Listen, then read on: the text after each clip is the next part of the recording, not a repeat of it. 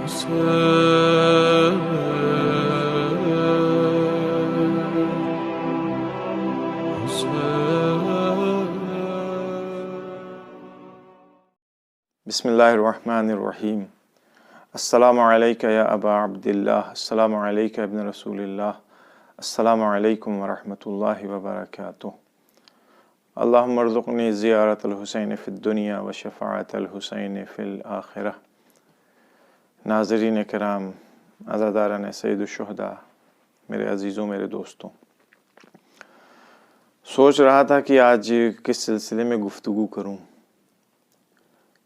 हालात दुनिया के बड़े ख़राब हैं। इस वक्त मैं जिस सरज़मीन के ऊपर मौजूद हूँ, यहाँ भी हालात अच्छे नहीं हैं। बुरी तरह से ये मनहूसियत कोरोना नाम की फैली हुई है। हमारे असातीज़, हमारे ख़ास उस्ताद, हमारे बाज़ बुज़ुर्ग तुल्लाब, हमारे साथी बहुत सारे, उनकी फैमिलीज़ इस वक्त इस कोरोना में गिरफ़्तार हैं।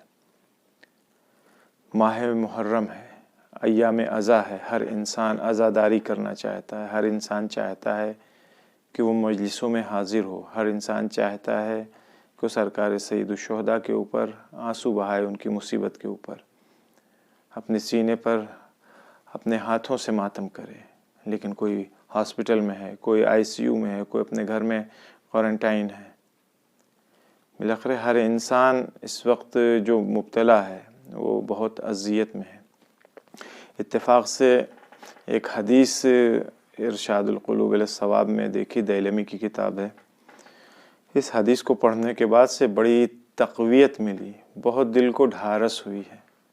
लिहाजा इसी हदीस को आज बयान करूँगा। अमीरुल मोमिनीन अली बिन अबी तालिब अलैहिस्सलातु वस्सलाम के एक बहुत ख़ास सहाबी हैं जिनका नाम रुमैला है। ये रिवायत रुमैला ने ही नक़ल किया है। बड़ी प्यारी और बड़ी अच्छी रिवायत है, और इस रिवायत का मफ़हूम कम से कम अपने ज़हन में आप हज़रात बैठाइएगा। जहाँ तक हो सके इस रिवायत को नक़ल कीजिएगा। फरमाते हैं कि अमीरुल मोमिनीन अली इब्न अबी तालिब अलैहिस्सलाम के ज़माने में मैं बहुत सख्त बीमार हो गया। चूँकि वक्त नहीं, इसलिए अरबिक टेक्स्ट नहीं पढ़ रहा हूँ, वरना मज़ा लुत्फ़ जो है रिवायत का अरबी के साथ ही है। हज़रत के ज़माने में बहुत शदीद बीमार हुआ और बुखार में मुब्तला हो गया था। कई दिन हो गए थे अमीरुल मोमिनीन की ज़ियारत नहीं किया था। ये सोच करके रुमैला की आंखों में आंसू आ गया कि मैंने अपने मौला की ज़ियारत नहीं किया है।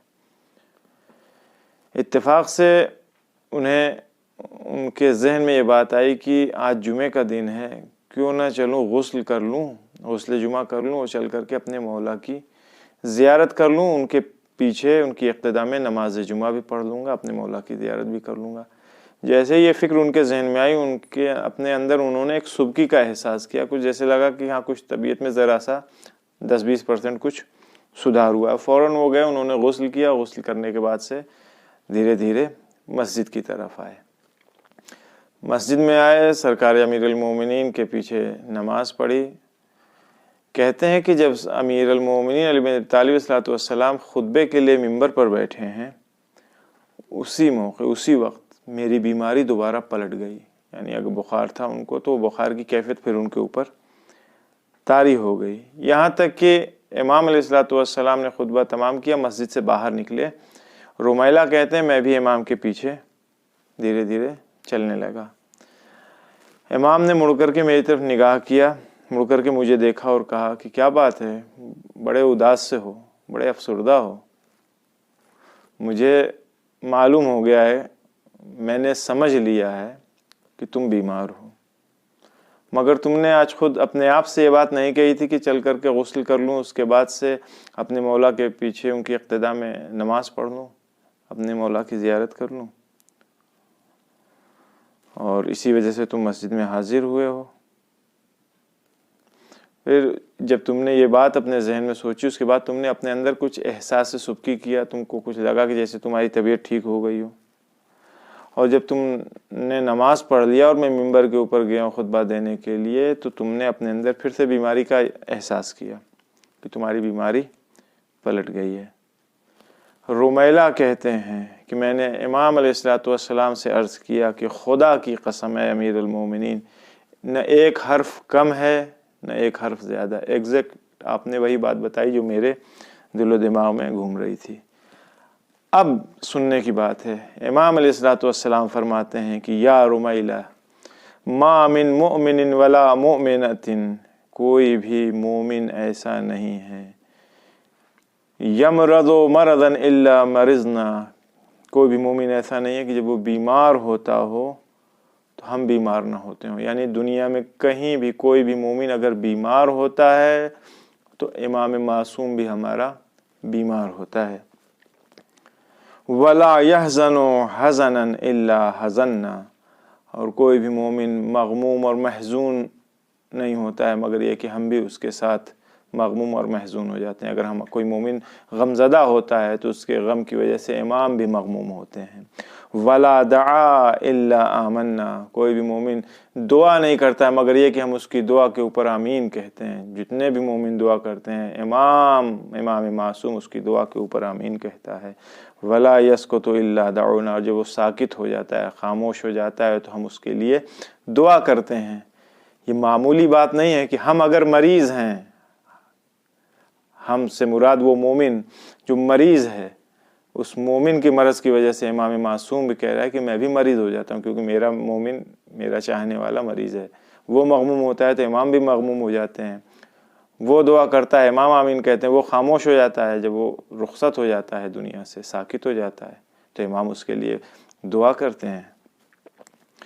رمیلہ کہتے ہیں کہ میں نے ہاتھوں کو جوڑ کر کے عرض کیا کہ یا علی یا امیر المومنین، یہ باتیں جو آپ نے فرمائی ہیں یہ ان لوگوں کے لیے تو ہے جو آپ کے ساتھ اس شہر میں رہ رہے ہیں، جو آپ کے ساتھ اس شہر میں ہیں، ان کے لیے تو صحیح ہے کہ آپ غمزدہ ہوتے ہوں گے، آپ خوش ہوتے ہیں، آپ دعا کرتے ہیں، آپ آمین کہتے ہیں، آپ بیمار ہوتے ہیں ان کی وجہ سے، لیکن وہ افراد جو اس شہر میں نہیں ہیں، دور دراز کے علاقوں میں ہیں، ان کے لیے کیا؟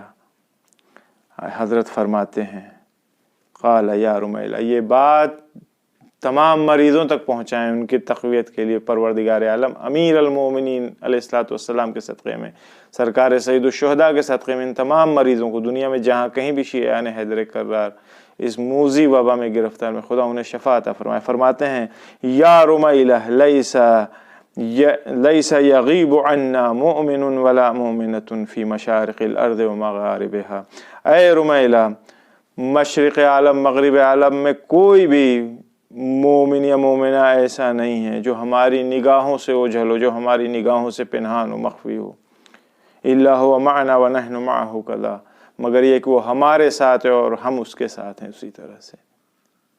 یہ حدیث واقعاً دلوں کو سکون پہنچاتی ہے۔ ہم مریض ہیں کوئی بات نہیں، لیکن ہمارا امام، اس کی نگاہ ہمارے اوپر ہے، ہم توفیق نہیں ہو پا رہی ہے، ہم کو غم ہے اس بات کا کہ ہم عزاداری نہیں کر پا رہے ہیں، ہمارا معصوم امام بھی ہمارے غم کی وجہ سے اس کو بھی غم ہو رہا ہے کہ یہ بندے مومن عزاداری سید الشہداء میں شریک نہیں ہو پا رہا ہے۔ زیارت عاشورہ وہ اکسیر ہے، وہ ایسی دوا ہے جو بڑی سے بڑی وبا کو دور کر دیتا ہے۔ زیارت عاشورہ وہ دوا ہے جو بڑے سے بڑے مریض کو شفا بخشتا ہے۔ زیارت عاشورہ وہ نسخہ ہے جس کی وجہ سے امن اور سکون دنیا میں قائم ہوتا ہے۔ ایک واقعہ ہے، معروف واقعہ ہے، شیخ عبد الکریم حائری جنہوں نے حوض علم یعقوم کی بنیاد رکھی تھی، وہ نقل کرتے ہیں، خود ان کا کہتے ہیں کہ میں سامرہ میں مرحوم فشارقی کا شاگرد تھا، سامرہ کے حوضے میں پڑھ رہا تھا، اپنے طالب علمی کے زمانے کی بات بتا رہے ہیں۔ مرزا شیرازی تمباکو کا فتویٰ جن کا تھا، ان کا زمانہ بھی تھا، مرزا شیرازی بھی سامرہ میں ہی رہتے تھے۔ کہہ رہے ہیں کہ ایک دن ہم لوگ مرحوم فشارقی کے یہاں ان کی چھت کے اوپر ہم تھے اور کچھ دوسرے شاگرد ان کے تھے اور 2-4 علماء اس زمانے کے جید علماء وہ موجود تھے، ان کے یہاں چھت کے اوپر باتیں ہو رہی تھیں۔ اس زمانے میں سامرہ شہر میں وبا پھیلی ہوئی تھی، طاعون، پلیگ، اور ہر روز ہر گھر سے جنازہ اٹھ رہا تھا، بے انتہا مومنین اور شیعان حیدر کرار کی موت واقع ہو رہی تھی۔ ہم لوگ اوپر بیٹھے ہوئے تھے، اچانک سے مرزا شیرازی وہاں تشریف لاتے ہیں۔ آنے کے بعد مرحوم فشارقی جو اپنے زمانے کے بہت عظیم شخصیت تھی، ان سے گفتگو کرتے ہیں اور اس وبا کا تذکرہ کرتے ہیں کہ یہ کیسے حالات ہو رہے ہیں، کیا ہو رہے ہیں۔ پھر اس وقت جناب مرزا شیرازی نے جتنے علماء اور فقہا وہاں بیٹھے تھے سب سے خطاب کر کے کہا تھا کہ اگر میں کوئی حکم دوں تو کیا آپ لوگ اس کی اگر میں کوئی حکم دوں تو کیا لازم ہے کہ اس کو انجام دیا جائے یا نہیں؟ یہ ایک سوال کیا تھا۔ دیکھیے یہ یہاں پہ ایک بات کہہ دوں، ایک چیز ہوتی ہے حکم، ایک چیز ہوتی ہے فتویٰ۔ یہ علماء سے فقہا سے پوچھیے گا کہ دونوں میں کیا فرق ہے۔ انہوں نے کہا میں اگر کوئی حکم دوں تو کیا اس کے اوپر عمل کرنا لازم ہو جائے گا یا نہیں؟ سب نے ایک جواب میں کہا تھا جی بالکل لازم ہو جائے گا اس کے اوپر۔ تو انہوں نے کہا کہ میں حکم دیتا ہوں کہ آج سے تمام شیعہ جتنے بھی ہیں ان کے لیے میرا حکم یہ ہے کہ ہر 10 دن تک لگاتار زیارت عاشوراء کی تلاوت کریں، زیارت عاشوراء کی قرأت کریں، اس وبا سے محفوظ رہنے کے لیے۔ اور یہ تمام افراد جو علماء وہاں موجود تھے انہوں نے فوراً اس پیغام کو سب تک پہنچا دیا۔ نتیجہ یہ ہوا پھر سب نے، چونکہ حکم تھا تو واجب تھا سب کے اوپر اس کے اوپر عمل کرنا، تمام مرد عورت بوڑھے بچے جوان سب نے زیارت عاشوراء پڑھنا شروع کیا۔ اگلے دن کسی ایک شیعہ کے گھر سے کوئی جنازہ باہر نہیں نکلا، سب حیران پریشان۔ 2 دن 3 دن 4 دن گزر گئے، شیعوں کے یہاں کوئی موت نہیں ہو رہی، دوسروں کے یہاں موت ہو رہی تھی۔ تو ان لوگوں کے تعلق جن کے تعلق شیعوں سے تھے وہ آتے ہیں آ کر پوچھتے ہیں کہ آخر تم لوگ کے یہاں کوئی نہیں مر رہا، جو بھی مر رہے ہیں سب ہم ہی لوگوں کے یہاں مر رہے ہیں۔ انہوں نے کہا کہ یہ ہم لوگ زیارت عاشوراء پڑھ رہے ہیں، ایسے ایسے مرحوم مرزا شیرازی نے اس چیز کا حکم دیا ہے۔ تو کہا زیارت عاشوراء ہمیں بھی دے دو۔ وہ افراد جو ہمارے مذہب کے نہیں تھے، ہمارے فرقے کے نہیں تھے، انہوں نے بھی زیارت عاشوراء پڑھی اور سامرا شہر سے وبا کا، پلیگ کا منحوس سایہ ختم ہوا اور عالم انسانیت اور وہاں کے انسان جو تھے وہ محفوظ رہے۔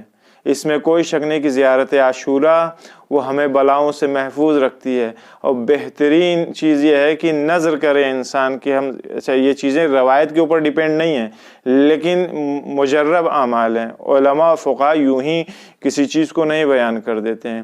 1 دن 10 دن 40 دن زیارت عاشوراء اگر انسان کسی نیت سے پڑھے اور مرحوم مرزا شیرازی نے یہ بھی کہا تھا کہ یہ جو 10 دن زیارت عاشوراء کی قرأت ہوگی، تلاوت ہوگی، اس کا ثواب مادر بقیت اللہ العظم حضرت نرجس خاتون سلام اللہ علیہا کی روح کو ہدیہ کریں، تو اس سے خداوند عالم محفوظ رکھے گا۔ اور ایسا ہی ہوا تھا۔ تو ہم بھی اسی نسخے کے اوپر عمل کر کے اپنے آپ کو محفوظ رکھ سکتے ہیں، اپنے سماج اور معاشرے کو اس وبا سے محفوظ رکھ سکتے ہیں اگر ہم لوگ واقعاً زیارت عاشوراء، یہ 10 دن جو ایام عزا کے تھے عاشوراء کے، بہت سارے علماء اور عرفا فقہا اس کے پابند تھے۔ توفیق ہوگی کبھی تو انشاءاللہ اور دوسرے واقعہ عاشوراء کے سلسلے میں، زیارت عاشوراء کے سلسلے میں بیان کیے جائیں گے۔ پروردگار عالم کی بارگاہ ہمیں دعا ہے کہ وہ تمام مریضوں کو شفاء کامل عاجلہ عطا فرمائے، اس وبا سے سب کو محفوظ فرمائے۔ والسلام علیکم ورحمۃ اللہ وبرکاتہ۔